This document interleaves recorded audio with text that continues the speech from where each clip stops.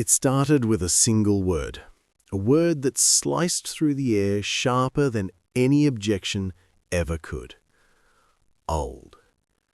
That's what she called her, on national television. A spoiled 17-year-old standing in the center of Judge Judy's courtroom, smirking like she owned the place. Cameras were rolling. The audience had just settled in, expecting another round of the judge's quick wit and fiery truth. But no one expected this. "Maybe if you weren't so old, you'd understand how things work now," the teen sneered. The courtroom fell silent. The words hung there, trembling in the still air like the moment before a storm. Even the bailiff froze, his usual poker face flickering with disbelief. Somewhere in the back, a woman gasped. Judge Judy didn't move, didn't blink. She simply stared, not with fury, but with that kind of silence that carries more weight than shouting ever could. It was the silence of decades of wisdom, of a woman who had seen arrogance come and go like seasons. And yet something about this girl's defiance, the tilt of her chin, the rolling of her eyes, hit differently. You could almost see Judy thinking, what kind of world raises a child like this? Friends, you've probably seen Judge Judy handle everything. Liars, con artists, even grown adults acting like children. But never, never had she been openly mocked for her age. The camera zoomed in. The girl crossed her arms, satisfied with her little victory. She thought she had humiliated a legend. She didn't know she had just lit the fuse on a moment that would be remembered for years. What happened next didn't just silence a courtroom, it silenced an entire audience watching from home. Because Judy wasn't about to fight arrogance with anger, she was about to teach a lesson this teenager would never forget, one that went beyond rules, beyond punishment, straight into the heart of what respect really means. Her name was Tiffany Reynolds, 17 years old, designer sneakers, diamond-studded phone case, and the kind of confidence that didn't come from self-worth, but from never facing consequences. She wasn't used to being questioned, certainly not by adults, and definitely not by someone like Judge Judy. The case file was simple. Tiffany and her friends had gone to a local boutique one afternoon. Security footage showed them laughing, playing around with displays, knocking over a rack of jewelry and shattering a glass showcase. The damage? Nearly $4,000. When the store owner demanded they pay, Tiffany shrugged and said, "It's just glass, don't be dramatic."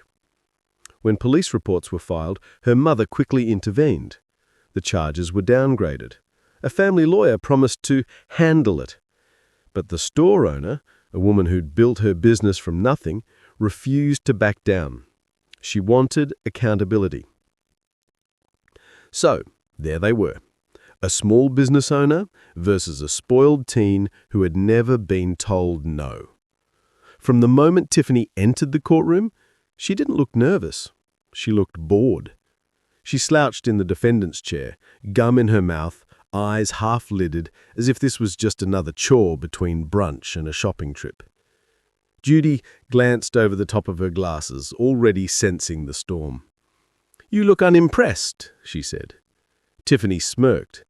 "I just don't think this is that serious."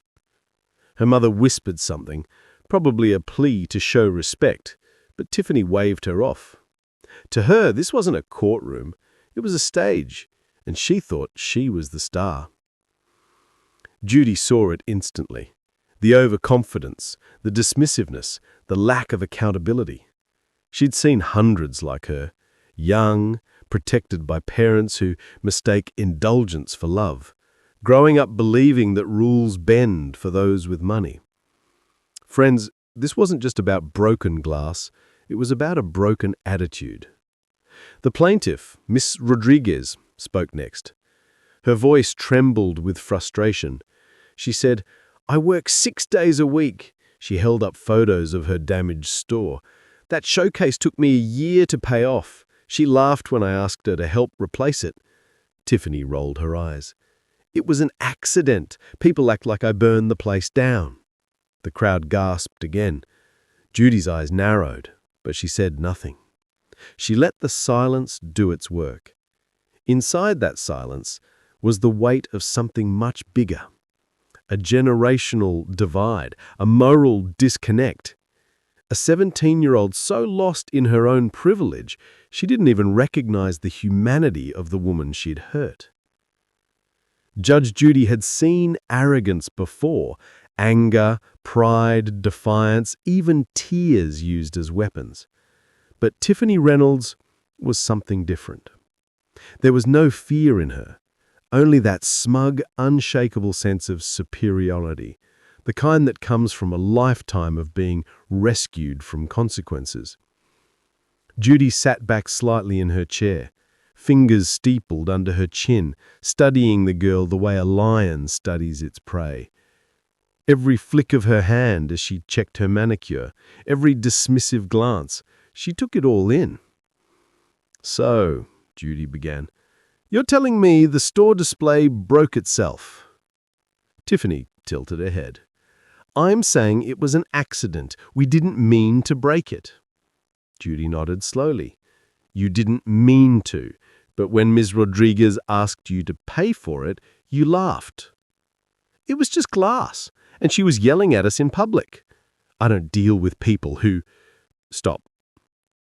Judy's voice cut through the air like a blade. "Deal with what?" Tiffany hesitated. "Who overreact." "Overreact to losing thousands of dollars because a group of teenagers decided her store was their playground?" Tiffany tried to hold her ground, but Judy's stare was unrelenting. "Okay, fine," she muttered. "Maybe we broke it, but it's not like she can't afford to fix it." The audience shifted uncomfortably. Judy leaned back, her voice quieter but sharper. "You've been told you're special your whole life, haven't you?" Tiffany frowned. "Excuse me?" "You've been told that the world revolves around you, that every time you make a mess, someone else cleans it up. Am I right?" Tiffany didn't answer. In that moment, Judy didn't look old. She looked timeless, like someone who had seen too many kids like Tiffany crash into the wall of reality. Judy wasn't here to punish her. She was here to wake her up. When the clerk called Tiffany's mother to the stand, the energy shifted. Rebecca Reynolds stepped forward, clutching her designer handbag like it was armor. Her smile was tight, her voice soft, and beneath her pearl earrings was exhaustion. She didn't look like the kind of mother who yelled. She looked like the kind who apologized for yelling. "Tiffany's a good girl. She gets carried away sometimes. She didn't mean to break anything." Judy raised her eyebrow. "Carried away? She's passionate, strong-minded. I've always encouraged her to speak her mind. And to take responsibility?" Rebecca's lips parted, but no sound came. You could almost feel the temperature drop. "Miss Reynolds," Judy said gently, "when was the last time your daughter apologized for something she did wrong?" She doesn't usually do things that require apology." Tiffany snorted under her breath. "Yeah, because I don't mess up like people think I do." The audience murmured, but Judy's eyes never left the mother. "And what happens when she does make a mistake?" Rebecca exhaled slowly. I fix it. I always have." Judy didn't scold her. She didn't need to. "You're not helping your daughter when you protect her from reality. You're burying her in it." Rebecca's composure cracked. "I just didn't want her to struggle like I did. I wanted her to have confidence, not fear." Judy's tone softened. "Confidence without consequence is arrogance, ma'am, and arrogance will destroy her faster than fear ever could." Before long, Tiffany spoke again, this time louder, harsher. "Maybe you just don't get it. You've been doing this show forever. No offense, but people my age see things differently. You're from another time." Judy didn't flinch. She simply stared. Calm, unreadable, her silence more powerful than any lecture. Finally she spoke. "You're right. Times change, but decency doesn't." Tiffany blinked. "What's that supposed to mean?" "It means," Judy replied, "that respect isn't old-fashioned. Manners don't expire, and your behavior isn't modern, it's immature." And then she leaned forward, her tone cool as glass. "And just so you understand, wisdom isn't measured by Wi-Fi speed." The audience gasped. Tiffany's smirk vanished. She had no comeback because Judy wasn't just defending herself, she was defending the idea that respect still matters. And though Tiffany didn't know it yet, this frozen... Judy leaned back. "All right, Miss Reynolds," she said calmly. "You think I don't understand how the world works? Fine. Educate me." Tiffany blinked. "What?" "You said I'm out of touch. So let's test that.